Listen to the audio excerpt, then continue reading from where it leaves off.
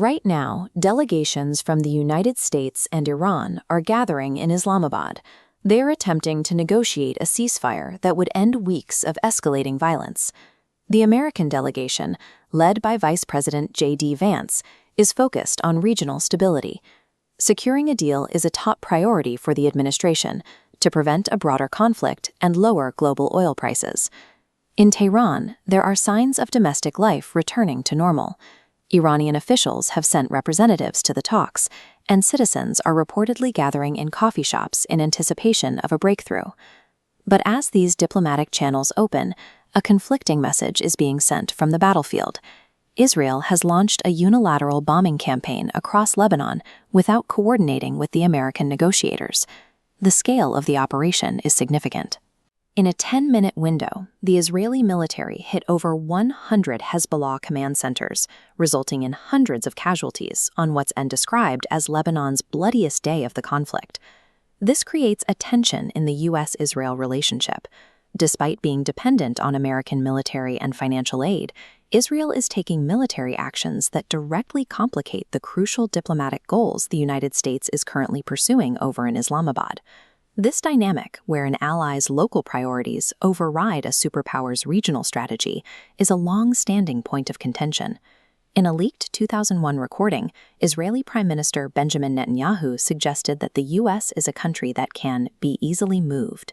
To see how this happens, we must look at the specific levers of influence used today. One primary lever involves bypassing standard diplomatic channels. A New York Times investigation recently detailed how Israeli officials have worked to shape the information reaching the highest levels of the U.S. government. The report describes a meeting where Netanyahu and the director of Mossad were brought into the White House Situation Room. This is a secure area, usually reserved for U.S. officials and intelligence briefings, rather than foreign leaders. During this session, the Israeli delegation presented a plan for regime change in Iran. They used photographs of potential future leaders to suggest that a transition of power was a viable and immediate possibility. The presentation suggested that Iran's military capabilities were brittle. It claimed that Tehran would be unable to block the Strait of Hormuz or launch significant retaliatory strikes against American bases in the region if the U.S. moved forward with military action. By presenting a high-reward, low-risk scenario directly to the president, Israeli intelligence was able to frame the administration's options. When one ally controls the intelligence narrative, they effectively guide the superpower's executive decisions. Influence is also exerted through direct action on the battlefield. The Lebanon strikes took place as the Islamabad negotiations were gaining momentum. This unilateral escalation shifted the focus of the talks, forcing the diplomatic framework to account for a new, wider conflict. This creates a reactive posture for the United States.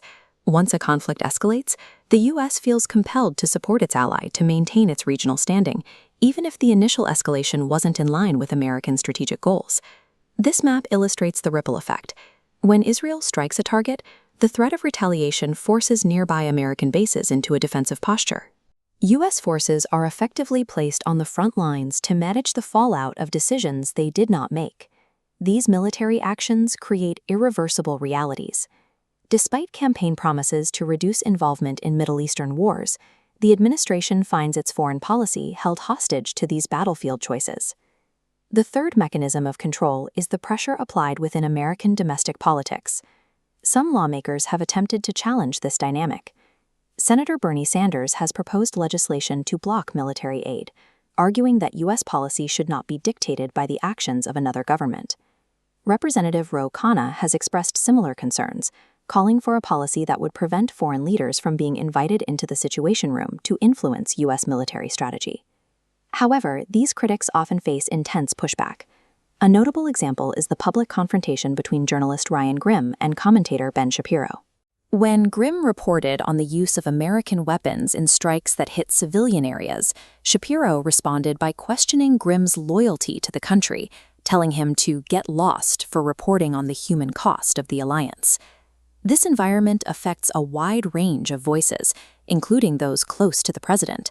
Tucker Carlson, who had consistently warned against an Iran conflict, saw his influence within the administration decline as the military plans he opposed were put into motion.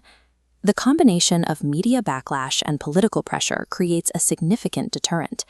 In Washington, prioritizing an independent U.S. interest over the demands of this alliance is often treated as political suicide. This brings us back to the current reality of the Islamabad talks, which have largely stalled. Following the pressure campaign, the U.S. stance has hardened.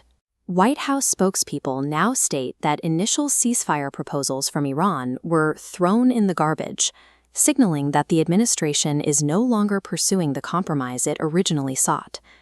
The cost of this arrangement is borne largely by the United States. It is the U.S. that absorbs the reputational damage and the economic consequences of a prolonged regional war. These costs stand in contrast to the strategic benefits for Israel. The alliance has been leveraged to support a regional agenda that Netanyahu has pursued for decades, often at the expense of broader American interests. It reflects the dynamic Netanyahu described in 2001, the idea that the world's most powerful nation can be guided toward a different path. As long as these mechanisms of influence remain unchecked, American foreign policy will continue to be reactive. Until the U.S. distinguishes its own strategic goals from the ambitions of its ally, it remains a superpower serving a strategy it did not write.